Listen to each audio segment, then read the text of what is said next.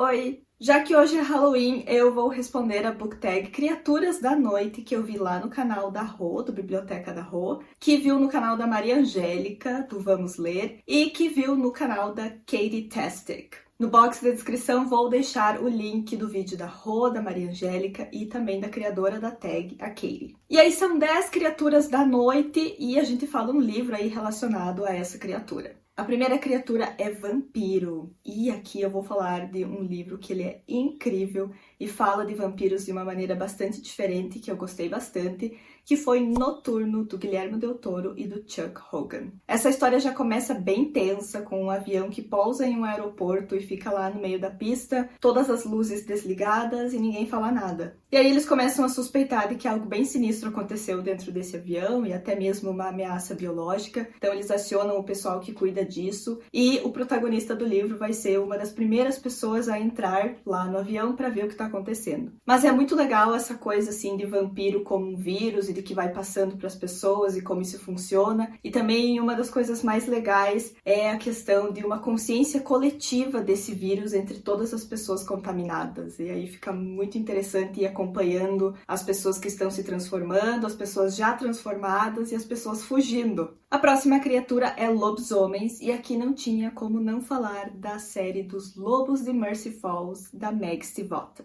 O primeiro livro da trilogia é Calafrio, que é um dos meus favoritos. Eu amo demais essa história e os protagonistas. Dá pra considerar lobisomem uma pessoa que se transforma em lobo, né? E que não necessariamente tem aquela representação de lobisomem, lua cheia e tudo mais. Espero que sim, que enfim. Nós acompanhamos a história da Grace, que gosta de observar os lobos no bosque e que sente que tem uma conexão com eles. E isso tem a ver com algo que aconteceu no passado dela. E ela acaba se apaixonando pelo Sam, que é um desses lobos que ela observa no bosque. E aí eles estão ali construindo o relacionamento deles e também, né, lidando com essas complicações de ele se transformar em lobo. Já que nessa história eles viram lobo quando está frio, então durante o inverno eles são lobos e quando vem o verão eles viram humanos de novo. Porém, existe uma quantidade específica de vezes em que você pode se transformar e se destransformar lobo. E aí, será que o Sam está aí nas suas últimas transformações ou será que ele tem ainda um tempinho com a Grace? E a gente vai acompanhando a história do ponto de vista da Grace e também do Sam. Então a gente tem um pouquinho dos dois mundos, um pouquinho de como cada um tá se sentindo e como que eles vão encarando tudo isso. A próxima criatura é zumbi. E para esse livro eu tenho que falar da releitura perfeita de Orgulho, Preconceitos e Zumbi,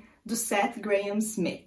Quem diria que um clássico como Orgulho e Preconceito ficaria interessante com zumbis ali no meio? Então a gente vai acompanhar a história de Orgulho e Preconceito, a Liz Bennet, o Mr. Darcy, todas as coisas que estão acontecendo ali, família, casamento e não sei o que, e com os zumbis. E aí é muito legal acompanhar toda essa história, eles treinando para lutar contra os zumbis e lutando contra os zumbis e ao mesmo tempo lidando com essas questões de relacionamentos e casamento e vamos ficar junto, não vamos ficar junto. Para quem gostou muito de Orgulho e Preconceito da Jane Austen, ou quem sabe para quem não gostou muito, mas gostaria de gostar um pouco mais, até mesmo para quem nunca leu, gostaria de conhecer um clássico de uma maneira diferente, eu recomendo Orgulho e Preconceito e Zumbis. A próxima criatura é Fantasmas, e aqui eu vou falar de um livro que foi inspirado em um filme do Guilherme Del Toro, A Colina Escarlate, da Nancy Holder. Então primeiro saiu o filme e depois o livro da Nancy. E eu gostei muito que o filme e o livro conversam muito um com o outro, então eles se complementam de uma maneira muito legal. Então, mesmo que você já assistiu o filme, você vai conhecer coisas novas no livro e mesma coisa ao contrário. Essa história também começa bem tensa com o fantasma da mãe da protagonista vindo avisar ela para não ir para um lugar. E ela dá esse aviso de maneira bastante dramática e assustadora, que é para gravar bem na cabeça. Mas a nossa protagonista, ela casa com uma pessoa que ela acabou de conhecer e vai parar exatamente onde o fantasma da mãe dela disse para não ir. E aí, nesse lugar, vão ter mais fantasmas dizendo para a protagonista ir embora, sair de lá. O que ela faz?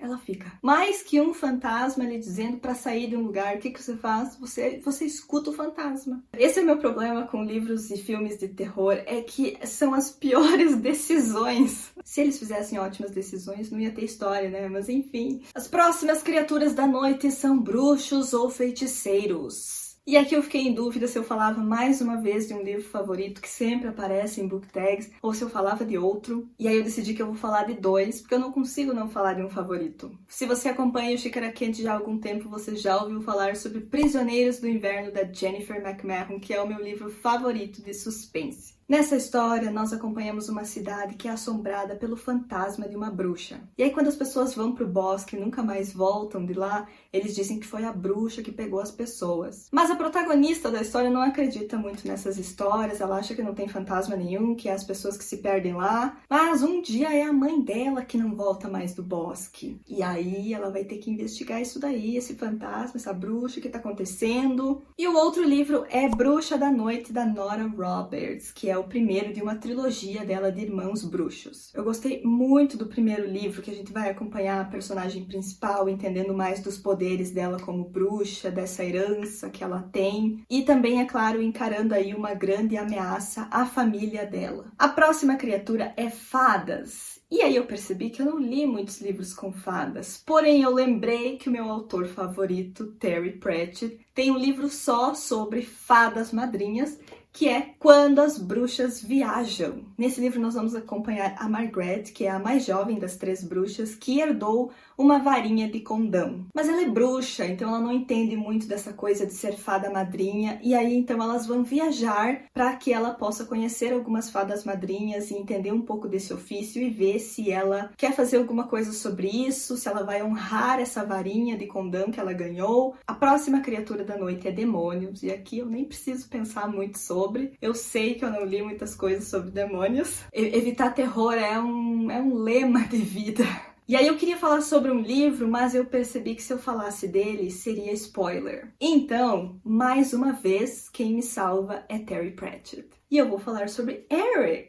Eric é um demonólogo de 13 anos que é muito ambicioso e não vê a hora de evocar um demônio. E aí quando ele faz isso, ele acaba evocando outra pessoa. E aí começam grandes confusões, porque o rei demônio queria que o Eric evocasse esse demônio. E aí ele fica, ué, mas meu jovem lá tava fazendo as coisas, não deu certo. E o Eric vai aprender muito rápido que você tem que ter muito cuidado com aquilo que você deseja. A próxima criatura é anjos. E aí, de novo, eu percebi que não li muitos livros com anjos. Mais uma vez, o meu autor favorito por aqui, porque eu vou falar de Belas Maldições, Good Omens, do Neil Gaiman e do Terry Pratchett, onde nós temos um anjo incrível, que é o Aziraphale. Nós também temos um demônio incrível em Belas Maldições, que é o Crowley, mas eu não falei dele em Demônios antes, porque eu queria falar do Eric, de Discworld, e aí deixei para falar sobre Belas Maldições aqui no anjo. Então, o anjo Aziraphale e o demônio Crowley são muito amigos, e eles gostam muito da vidinha deles na Terra, com os humanos, as coisinhas que os humanos criaram,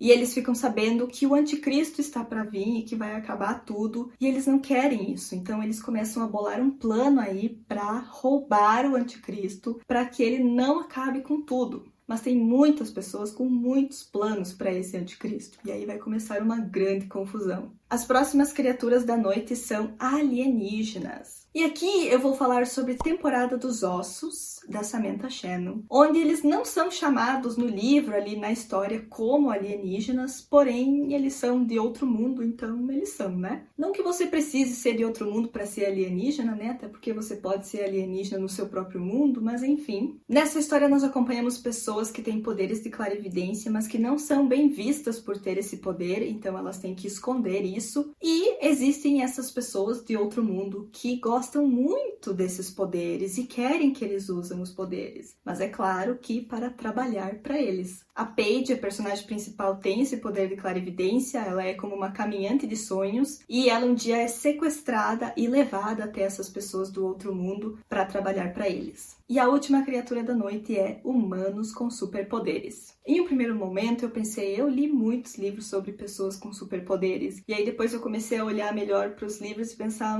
quem sabe não necessariamente com superpoderes. Mas aí eu pensei em um livro que teria alguma coisa a ver com Halloween também, e pensei em Três Coroas Negras, da Candery Blake. Porque esse livro tem, né, uma vibe assim meio sinistra, meio de suspense, da história dessas 3 irmãs, filhas da rainha, que nascem com poderes especiais. E aí elas vão desenvolvendo esses poderes até que chega um dia em que elas têm que brigar e praticamente se matar para que só sobre uma para virar a próxima rainha. Um relacionamento de irmãs assim exemplar. E aí foi uma história bem interessante de ler, né? A gente acompanha o ponto de vista dessas 3 irmãs lidando com os poderes e com toda essa questão de um dia ter que encontrar as outras irmãs e aí rolar tudo isso para só sobrar uma no final, que vai honrar o reino e que vai ser a rainha. Não sei se dá para considerar o que elas têm como superpoderes, mas é isso. Bom, gente, era isso. Eu espero que vocês tenham gostado da book tag das Criaturas da Noite. Me contem aí nos comentários quais outros livros que vocês sabem com essas criaturas. Curtam o vídeo, se inscrevam aqui no Xícara Quente, caso vocês ainda não sejam inscritos. E eu vejo vocês em um próximo vídeo.